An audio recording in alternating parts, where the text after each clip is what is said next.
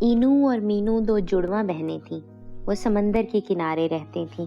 ان کے پاس ایک چھوٹی سی کشتی تھی جس میں وہ روزانہ سیر کو نکل جاتی اور شام گئے لوٹتی۔ سمندر کے سب جانور ان کے دوست بن گئے تھے۔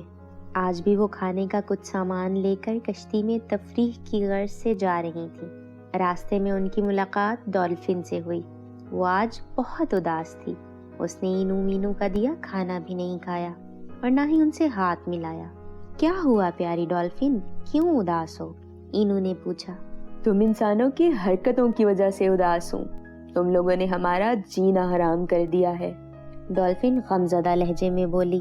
ہم لوگوں نے؟ دونوں نے حیرت سے پوچھا۔ ہاں، لیکن پیاری ڈولفن، ہم تو تم سے بہت پیار کرتے ہیں۔ تمہارے لیے روز کچھ نہ کچھ کھانے کا سامان لاتے ہیں، اس کے بعد بھی تمہیں ہم دونوں سے شکایت ہے؟ صرف کھانا کھلانے سے پیار ظاہر نہیں ہوتا، پیار دوسروں کا خیال رکھنا ہوتا ہے۔ تو ہم تمہارا خیال تو رکھتے ہیں۔ اچھا، جب ہی کل تم دونوں نے کھانا کھانے کی چیزوں کے ریپر اور پانی کی خالی بوتل کو سمندر میں پھینک دیا تھا، کیا تم دونوں نہیں جانتی کہ پلاسٹک آبی جانوروں کے لیے کتنا نقصان دہ ہے؟ اس سے نکلنے والا کیمیکل آبی آلودگی پھیلانے کا سبب بنتا ہے، اور اگر یہ ریپر کوئی مچھلی یا کچھوا کھا لے تو اس کی موت بھی ہو سکتی ہے۔ ڈولفن کی شکایت سن کر دونوں بہنوں کو غصہ آ گیا۔ ڈولفن، لگتا ہے آج تمہارا دماغ درست سمت میں کام نہیں کر رہا، اس لیے تم اتنا غصہ کر رہی ہو۔ اتنا پیار کرنے اور خیال رکھنے کے بعد بھی اگر تمہیں ایسا لگتا ہے کہ ہم تمہارے دوست نہیں، تو ہمیں بھی تم سے دوستی رکھنے کا کوئی شوق نہیں۔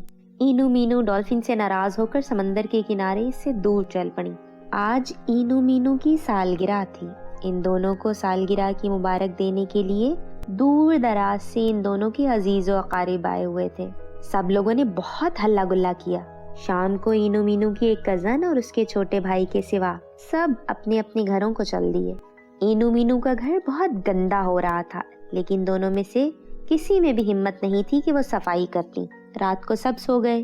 صبح سویرے کسی وقت کب اینو اور مینو کی کزن کے چھوٹے بھائی نے بوتل کا ڈھکن نگل لیا۔ ڈھکن نگلنے کی وجہ سے اس کی حالت بہت خراب ہو گئی۔ ڈاکٹروں نے مشکل سے جان بچائی اور انہیں تاکید کی کہ چھوٹے بچوں کی پہنچ سے ایسی چیزیں دور رکھیں اور پلاسٹک کا کم سے کم استعمال کریں۔ اسی وقت انہیں ڈولفن کی کہی بات یاد آئی اور اس کی شکایت انہیں صحیح لگی۔ وہ دونوں اسی وقت ڈولفن سے ملنے گئیں۔ پیاری ڈولفن، ہمیں معاف کر دو، ہم سے بہت غلطی ہو گئی۔ ہمیں پلاسٹک کی کوئی بھی چیز سمندر میں نہیں پھینکنی چاہیے تھی۔ آئندہ ایسی غلطی کبھی نہیں ہوگی۔